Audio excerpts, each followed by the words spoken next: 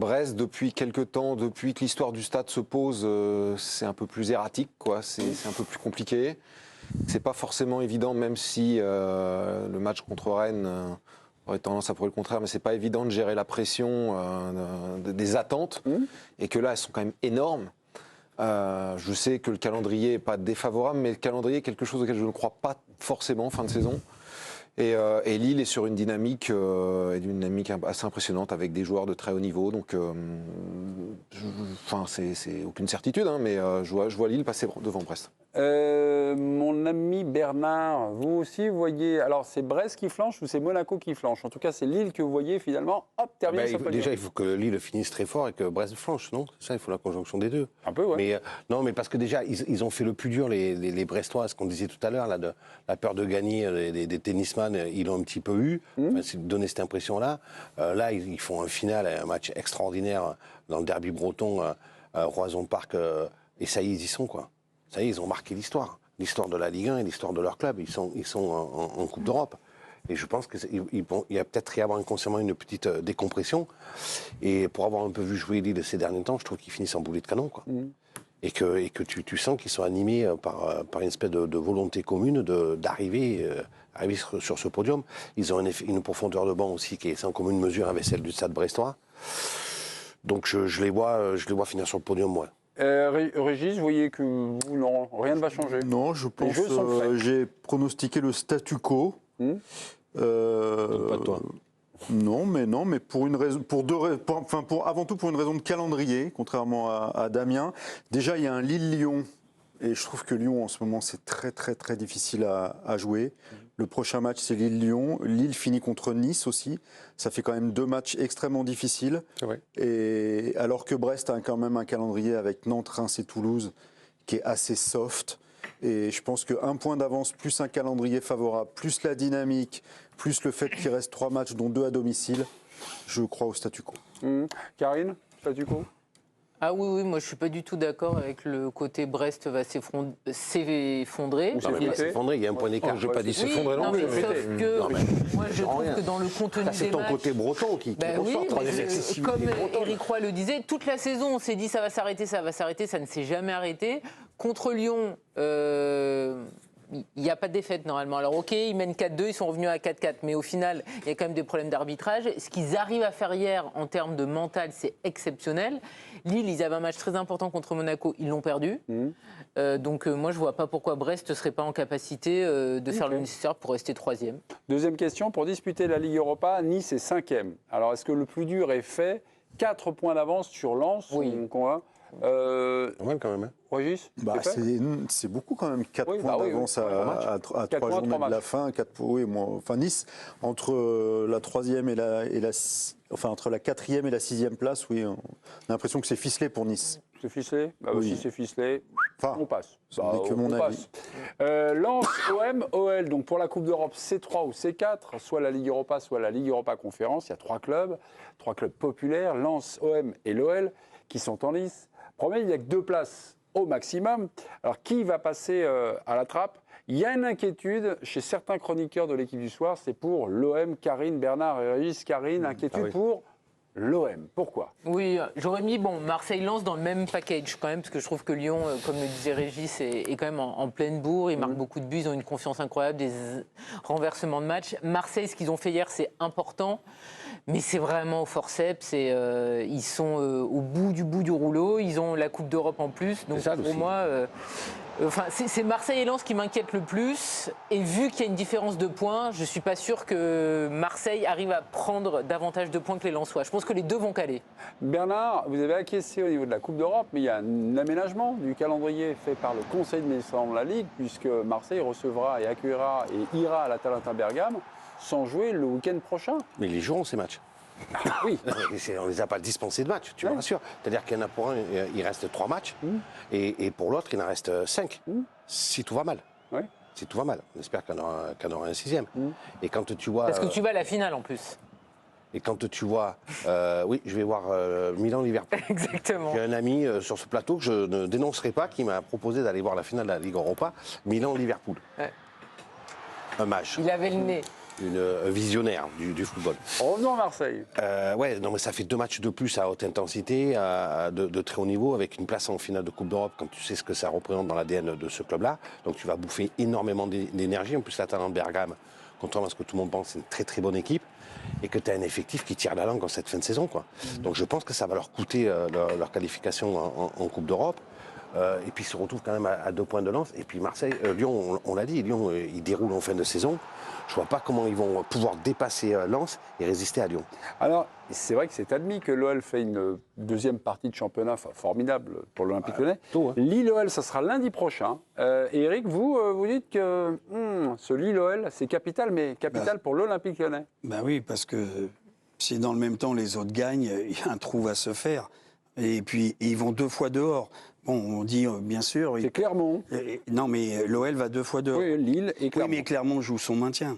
Et ils ont mis 4-1. Bon, peut-être devant une équipe en roue libre, je suis d'accord, mais bon, ils peuvent toujours faire quelque chose. Moi, je pense que là, on parlait de Lille, qui joue l'un des meilleurs footballs. S'ils battent Lyon, et que dans le même temps, Lens gagne chez lui. Alors Marseille, tu m'as dit que c'était décalé, j'en sais rien. Gagne, le trou est fait. Et il reste plus que 2 matchs. Et il y aurait 3 points d'écart avec Marseille. Il y en aurait 5 avec Lens. Et ils sont obligés de gagner. Lyon, c'est même pas un match nul qu'ils doivent faire à Lille. C'est gagné. C'est comment le goal average entre Marseille et Lyon? C'est très favorable à Marseille. Donc, 9, moins 9. Lyon a un goal average négatif. Ouais. Parce que moi, je suis d'accord avec Eric, le déplacement à Lille, c'est compliqué pour Lyon. Il faut gagner. Il faut gagner. Il y a le déplacement à Lille. Ensuite, il y aura la perspective de la finale de Coupe de France, qui 25. peut peut-être faire que certains joueurs seront un peu sur les freins, on n'en sait rien, Ou être ménagé, même. ou être ménagés. À Lille, en plus, non? Donc, Oui, à Lille, c'est à ouais. Lille. À Lille. Décidément. Donc, ouais, moi j'ai un petit doute entre Marseille et. Autant Lens, je pense que c'est bon, ça, tranquille pour eux, mais Marseille et Lyon, les matchs. Alors, pour disputer une Coupe d'Europe la saison prochaine via le championnat, Rennes est-il désormais éliminé? Il y a 2 points de retard du Stade Rennais sur l'OM et sur l'OL, 4 sur Lens. Karine, vous pensez que les carottes sont cuites pour le Stade Rennais? Bah oui, je trouve qu'ils ont raté trop de tournants. On l'a encore vu hier, on a entendu Benjamin Bourigeaud après le match. Ils mènent 2-0, 4-4. Finalement, ils perdent encore une fois au Rosenpark. C'est quand même une saison qui est très décevante, moi je trouve, pour les Rennais par rapport à leur investissement, par rapport au changement de coach, par rapport aux ambitions. Et les comptes sont pas bons pour l'instant, oui. Je les vois pas faire une fin de saison boulet de canon. On a parlé de la formidable saison de Brest il y a quelques minutes sur ce plateau. On n'a pas forcément parlé du Stade Rennais, on n'a pas forcément parlé des autres cadors. Qu'est-ce qui manque au Stade Rennais? La volonté, la personnalité? Non, il y a Non, mais l'argent, en en tout cas. défense. Bah non. Il manque la constance. Ça, c'est sûr. Bah, je trouve pas. Une défense. Ah, Il pardon manque une défense. Non, de l'expérience en défense. Ah ouais. C'est-à-dire, tu as tête à tête. T'es à tête? Théâtre. Théâtre, oui, je sais pas comment Théâtre. on prononce parce que c'est pas un français. Alors je maîtrise pas la langue de Il est belge. Il est belge. belge. J'hésite entre néerlandais et belge. Non, belge, ouais. Je veux dire, c'est le seul qui a à peu près 100 matchs en professionnel. Les autres, c'est que des gamins. Alors tu te trouves avec Highlander, Mandanda et 4 jeunes expérimentés. On l'a vu dimanche avec Omari. Ça les a plombés complètement parce qu'il y a du talent, il y a des compétences et de l'argent. Et je ne comprends toujours pas comment cet effectif il a été bâti, comment cette équipe a été construite. Parce que s'ils avaient un tant soit peu une défense solide avec 1 ou 2 tauliers, Bah, évidemment. comme dans toutes les défenses. Ou c'est le départ d'Amari Traoré qu'ils n'ont pas digéré ou pas Non, il n'y a remplacé. pas que Amari Traoré, parce qu'à une époque, il y avait Da Silva aussi, Ouais. pas le plus grand défenseur du monde, mais qui avait l'expérience, qui était costaud. Tu fais un alliage entre des jeunes, il y a des jeunes très très bons, il y a des très bons défenseurs. Au Stade Rennais, mais il n'y a que des jeunes, donc il n'y a pas d'expérience. À un moment, quand tu vois comment ils se font prendre par Brest, où on expliquait, ils ont travaillé toute la semaine, Brest, c'est circuit de jeu, c'est on passe sur les côtés, ils travaillent ça, ils prennent 3 buts sur 4 sur les côtés, sur des centres. Là, il y a vraiment un truc qui ne va pas, c'est des erreurs de jeunesse. Il y a eu un paquet d'erreurs individuelles grossières Omari, tout au long de la saison. Direction. Non, mais à tour de rôle, Oui, c'est... Direction à présent la Ligue 2, on va aller tout en bas du classement. La course au maintien commence-t-elle? On peut peut-être voir le classement de la 14e place occupée par Nantes. Et on va aller jusqu'au dernier, Clermont. Où est-ce qu'il faut affiner le tir? Éric Blanc, moi j'aime bien votre lecture du classement. Nantes, pour moi, Camboiré, l'homme de la situation, au revoir. Ils sont sortis de... Eux, ils sont sortis 32, ils ont Ouais. 3 points d'avance sur le Havre. Et Ça va s'il compter. reste à 32? Oh, mais s'ils perdent tout, ils descendent. Mais t'as vu le tableau? Oui, mais les autres, ils ont quoi? Tu crois qu'ils ont une promenade de santé? Non, mais. Bon, et moi, Nantes, j'y crois parce que Camboiré, il y a des signes, il a redressé, il a eu peut-être un peu de baraka, mais ils font des matchs nuls là, ils vont s'en sortir. Je pense qu'ils vont s'en sortir. Ils ont la capacité. Moi, je vois sincèrement Lorient, rebelote, je les vois pas jouer comme vous, mais j'ai vu quand même certains matchs. Clermont et Lorient, je pense que ils vont se battre, mais j'ai l'impression que vous, les ça carottes va être un peu figé. Alors après, Donc c'est les barragistes, c'est Metz ou Le Metz, Havre Le alors Havre, C'est Metz, Le Havre. j'en sais rien. Non mais Voilà, la mais lecture Nantes, d'Éric, c'est Nantes, pour moi, ils sont sauvés. les carottes sont cuites donc pour Clermont et Clermont, pour Lorient. Clermont, ils en plantent 4 ce week-end à Oui, Reims. mais Reims, c'est en roue Il reste totale. quand même à 4 points d'une place de barragiste. À 3 matchs de Ce la qui fin. risque de les tuer, c'est qu'ils vont à Monaco ce week-end. Oui, non, mais c'est beaucoup, 4 points déjà. Mais tu irais où, Et ça fait longtemps qu'ils ont intégré en fait un peu la Ligue Voilà, 2. c'est Et ça. leur dernière victoire, c'est quand? C'était dimanche. Là, 4-1, mais avant. Contre le Avant, Havre. c'était il y a C'était très, contre le très Havre il y a Il y a un mois. peut-être il y a un mois. Ouais.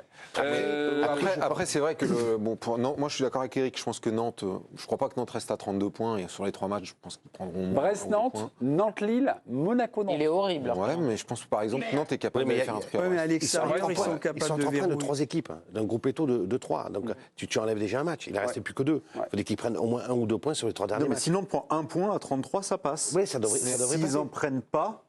Ça peut ne pas passer. Enfin, Moi, ce qui me tu fait dire vois que le le calendrier. malheur, tu vois le Mais non, mais malheur. attends, mais partout. non, Tu penses que les 3. Mais non, mais t'as pas un point en 3 matchs. Tu penses que Metz Le Havre, ils vont Quand même. prendre plus de 3 points? Non. Bah, c'est ça. Non, mais à la question, faut-il avoir une lecture intégrale, j'ai répondu oui, parce que, Oui, bien sûr. parce que j'imagine la probabilité que Nantes ne prenne pas de points. Pourquoi moi je pense que le calendrier a une signification limitée, c'est que quand je vois ne serait-ce que le parcours du Havre, les 2 points qu'ils ont pris, c'est à Lens et au Paris Saint-Germain. Ouais. Entre-temps, ils ont reçu Nantes, 0 points. Ils ont reçu Metz, 0 points. Ils sont allés à Clermont, 0 points. Donc, des fois, il y a des... L'équipe qui m'inquiète le plus, c'est Le Havre. Moi aussi. Le Havre. Ils n'ont jamais Pourquoi été Parce que relégués. Moi, je suis et au dernier d'accord, moment, ouais. ils tombent. Il y a ça. Ouais. Il y a déjà, ils se sont, même s'ils ils disent qu'ils se sont préparés au maintien, se sont jamais retrouvés dans une aussi mauvaise position à un aussi mauvais moment. Que Metz, quand même, quand tu as la capacité à sortir vite à l'extérieur et que tu as un buteur Ils ont comme un buteur. Nico Kadzé, à un moment, ça te rend quand même bien service. Et Le Havre, tu as une Mais quand même, Le Havre qui mène 3-1 devant le superbe champion de France, et tu crois pas en eux? Voilà. Non, je crois pas. Les bras mentons. Les bras mentons. Il est taqué. J'ai jamais dit ça, Eric. Dans quelques minutes. Ne me fais pas dire ce que j'ai pas dit. J'ai jamais dit que c'était un super.